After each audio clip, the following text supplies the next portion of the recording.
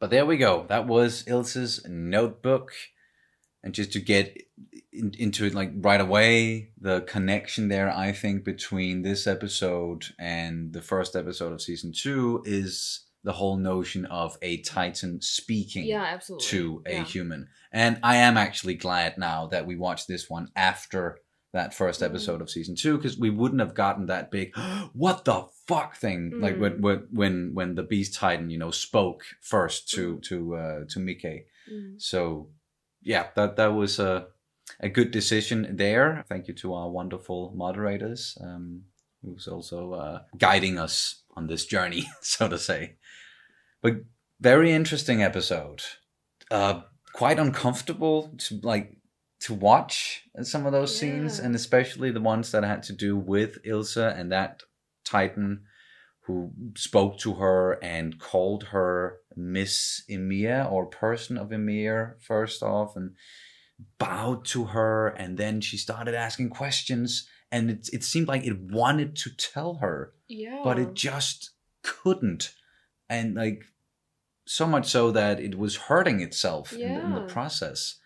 And then when she decided to run away, I don't know what then happened, like that made it decide to just eat her head and preserve the body. But I know. I've said this before with the remote controlling thing of Titans. But yes, if there's a way that these Beast Titans or whoever they are, like Titans like the one we saw in the first episode of season 2. The Big Yeti thing. If they use the Titans for like communication, perhaps they communicate through the Titans as well. Like a long distance thing as well, or I don't know how exactly that will work, but I just feel like it's not like the Titans itself. I think the Titans are created like with the sole purpose of like chomping on humans, but and that's like why it was fighting, and at some point why it killed her. I think I know it just doesn't really make sense to me, because we it's not supposed to make sense to us because we haven't we only get breadcrumbs. Yes. So we're supposed to be not understanding anything. and then theorizing a lot, which we do. But if the Beast Titan or Titans like the Beast Titan can communicate, at least, we know that much from the first episode of season 2, and can talk to them, and the Titans understand when when they're being talked to. Then it would stand to reason that if they also have the ability, which we know now, to like if they have vocal cords, that they can learn to talk themselves. So like if we go with the assumption that no one was controlling this Titan, then it was acting on its own accord, but it just couldn't do or say or explain anything else beyond the whole person of Ymir, Miss Ymir thing. I'm honored, but then why would it do it? And it's so interesting, but so confusing at the same time. Like why it did what it did, and decided to preserve her, and why it decided to speak to her in the first place. And this whole Ymir, Miss Ymir, person of Ymir, that must be someone or something, or a person that means something to the Titans. And maybe it looked at Ilse and maybe Ilse resembles this Miss Ymir, or someone who's related to Ymir, and therefore a person of Ymir. And that's why it started bowing and not eating her at first, perhaps. I don't think it has anything to do with this, but the way it's written, Ymir, it looks a bit like Ymer from the Norse mythology. So Ymer was like the big know-it-all. Jotun. No, you're thinking about Mima. Mima, Yeah. Sorry. But Yma was yes. like Confusing Nordic. Yeah. Yma was like the father of humankind, if you can say it like that. If I remember correctly. And that's the only connection I have with the name. Like, yes. If you're a person of, if you in the Norse mythology setting, then that would be like a person from the Jotun. So like a giant, a titan. Almost, like if you want to make that comparison. So they could easily be taking some inspiration from a mythology that already exists. Yeah, and also I think because the way they translate Jotun is giant, I think. So that would make sense in a way that, well... Yeah. But it just seems so weird to me that they suddenly just throw in some Norse mythology. So I don't think it's the case, but it's at least it could be just a reference then, and then I would say it's a nice reference. In the same way that Sonny Bean was a reference, when we're talking about Titans and something real life related, cannibalistic, like people eating people. So yes, that's also like in the exactly, and then mixing it up with something that has to do with other giant titans inside of some mythology and linking it to humanity also, because the giants and the humans and all that, like that's linked inside of Nordic mythology as well. So that's very likely, very, very likely. I think that's a good theory, and we'll see if it pans out. I don't think it's. I would say it's or it's a theory of mine. It's just a connection. Yeah, it could be a neat connection at least. Yeah. For the series, but besides what we saw, then like that was the big thing in this episode, was the whole meeting between Ilse and this Titan, and what the fuck does it mean? And then also the finding of this notebook, it made it so that Hanji could convince Erwin that no, we need to continue doing this. We need to continue with the whole capturing Titans and trying to figure out what the fuck is going on that way as well. And yes, it is a risk, but if there's someone who's willing to take risks, it's Erwin.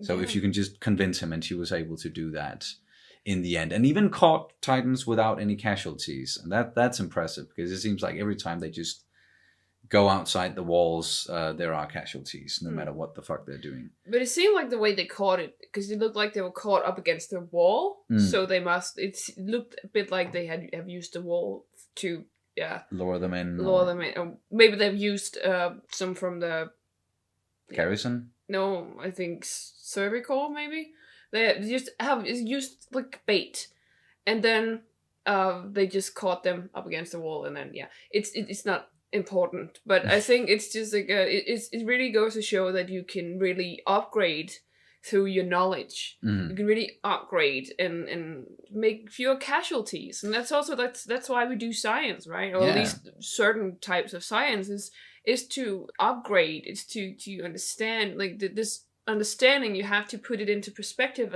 of something, and in this case, the science you do is to first of all understand the Titans, where they come from, why, everything like that. But it's also to increase humanity's chances. Yes. And in real life, we have biological sciences, for example. That's to increase our knowledge about the human body, but also so we can make like proper medicine, so we can prolong and vaccines and all that. Help better humanity. Yes. And the planet that we live on as well, all of that. And I think that was also the gist of what Hanji was saying to Olo when she was, kind of choking him out to begin with the whole comparing it to, so if you had to take out someone like Levi, would you be able to do that? Like, no, fuck no, I would never be able to do that. But the way to go around it is the same way that we're going to have to approach this whole Titan situation, is research. What do they do? Where do they go? What do they eat? What, like, that was more relating to Levi. But It was what they meant, at least. Sorry, that was just like that whole scene where he's like, Titan feces, and the first thing I thought was just like, no, they don't go out that way. They go out that way. Yes, so... we've seen them, like, they throw them up, and they don't digest them. Like and it's like, that was the only thing I could think in that moment. Like, I was just and then going... Hanji said it. And then Hanji said it, and I was just like, oh, okay. So there's another clue that I... like, scientist brain working. I don't know, it's just like... or just, you know, my nitpicking. I have a tendency to... I'm one of those annoying types that always, like, correct people. Trying not to be as freaking anal about it. It's like one of my many fights just to become a better human is to stop correcting people. I think it's like sometimes I think it's a good thing to correct people on certain things, and other times I get why it can be annoying. I do it as well with a bunch of things, but yeah, we live and we learn and try to become better. And one of the main things about like correcting people is also to know when to do it, because you have to have this is not really, I don't think it's applicable in English, but we have something called a putknap. So like a button, or like it's just like a metaphor, right? So you have a button that says let it go. Yeah. So you just push that button, and it's just like you have to have this mental image like, just let it go, man. Yeah, just push the fuck it button. Just let it go. Yeah, so that's something you have to incorporate at some point, especially if you're a know-it-all type of person like I am. Or I'm not a know-it-all. I'm just like, I think I know it all, but definitely don't. So. All right. Is there anything else you want to mention about this episode? This OVA? Not really. I think because we've already met people and we know that this like the fate and exactly we know what's going to happen to a lot of the people that we saw inside of this one, unfortunately, because it was taking place before like the last half of the first season, and before the whole, even before the first battle started that we saw. That was all the way back in episode 5. So either way, we know, unfortunately, what's going to happen to a bunch of those people. Yeah. But it was good to see them again, at least just get a little bit more time with them, and it provided some levity, especially from Levi's squad with Olu biting his tongue again. But that's going to do it for this reaction and review of Attack on Titan, OVA Ilse's Notebook. Thank you guys so much for watching as always, and we'll see you as soon as possible. Bye. Bye.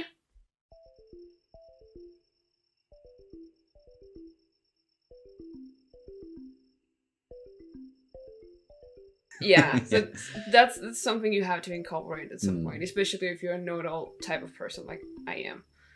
Yeah, so that's something you have to incorporate at some point, especially if you're a know-it-all type of person like I am.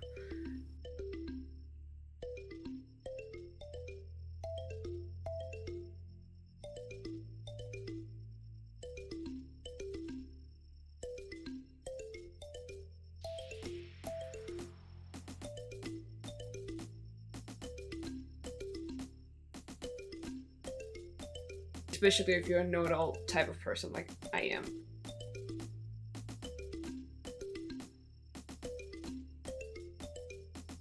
Especially if you're a know-it-all type of person like I am.